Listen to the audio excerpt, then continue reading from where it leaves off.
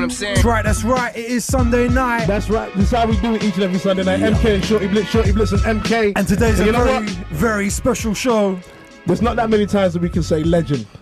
Two legends in the building, you know what I mean? We've got legends in the building. Exactly. My man DJ Premier. Yeah. Shout out to my dude as well, Black Poet as well. Yes. What's good, fellas? What's good? Good. Just landed in London today. I'm tired. I bet. And, you know, being that we are professionals and all of that, we can do whatever, whenever, however, exactly. Because we're built for it. So, you know, like if I was on stage right now, I'd be yelling at the top of my lungs, but I will do that tonight anyway. But we're good and good to be here. Safe flight and yes. You know, we're just tired. I want to know what was going on back then. I presume it was like late '93 when you were making these beats for Illmatic. Yeah. What was the deal? It was just dope, man, because you know, I respect the production of P Rock and Q-Tip and Lost Professor. You know what I'm saying?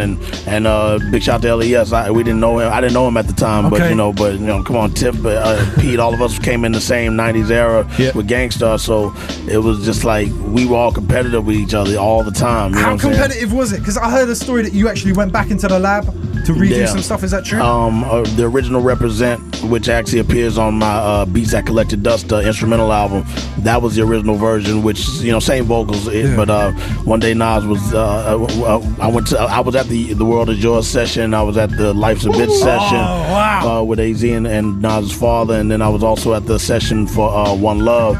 So to be around all of that, my Represent was one of the first ones that he did for Illmatic. Besides, you know, It Ain't Hard to Tell and all that with Large Pro. Wow. That was already done, but as far as the newer material, that was the newest song. So by the time they jumped in and did theirs, mine had, you know, got a little dated in my opinion. Right. I'm a person that likes to, you know, compete. So again, I'm hearing all this great stuff they were doing. I was like, man, I'm gonna remix it. But Nas didn't like the remix of it, which is the one that's on the album. What? I pretty much had to just almost, I don't beg, but I got close to it to where I was like, yo, this is, trust me, this is the one. I'm glad he listened. He was really married to the original one, and everybody else liked it. So, but you know, I wanted that one, and I'm glad it stayed. So, wow.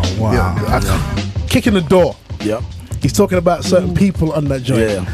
I mean, being that you was in the middle, being the producer, and knew all of these guys they were talking about.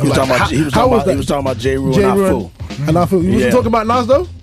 Nah, well, I think the third verse was this goes out for those that disrespectful views on the King of NY. I think that was more aimed at Nas. I could be wrong. He didn't say, but just as people that know how to read lyrics, that's who I thought he was addressing. So I mean, did you ever you never asked him about that? Like, yo, I stopped the tape when he said, "I'm surprised you know it." Oh yeah, there was some back and forth talking going on. Puff was there, I was there, and his whole squad was there, and you know, words were exchanged, but everybody stood their ground. I definitely stood mine, and he explained to me. He said, "Look, I gotta be able to say what I gotta say. If people could pop, you know, records that make me feel like I'm a part of those records." And I was like, "All right, I got granted." But I did stop the tape when that line, because I know I'm a person that listens to lyrics intently when I'm recording vocals with an artist, and the tension was already. It wasn't a tension like drama beef type tension, but still, it's like, man, I know you talking about me on this record, whatever. But we were really, when J. Rue did One Day, we were talking about the state of hip hop,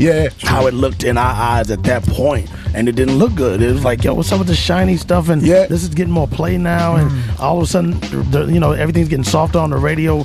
When, you know, you see a Black Moon next to a Wu-Tang record, but then you hearing all these R&B loops. Then you hear King Just, like, come on, then so you know, like to go then a Mobb Deep record, and then a little, you know, so it was just beautiful, and it started to get really that it changed that quick.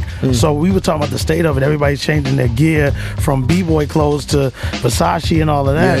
And usually the people that wore Versace and stuff didn't want no hip-hop cats sporting that and blowing it up. It was more for their class of people, which is all good. You know what I'm saying? So let's stick with what we wear. And the finer things in life is different to a hip-hop head. A Rolls Royce is really a Cadillac, a fresh Cadillac truck or whatever. You know, it's like back in the days, a Jetta was looked at as having a Benz. Wow, Jetta. Wow. Yeah. I remember when the Pathfinder came out, we were like, oh my God, he's got a Pathfinder. that was the Bentley then.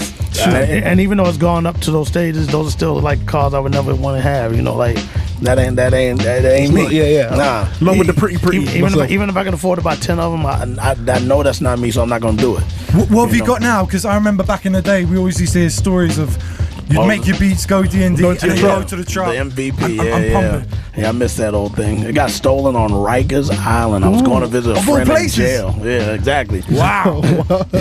You know what I'm saying? Shout out to Mr. Dave.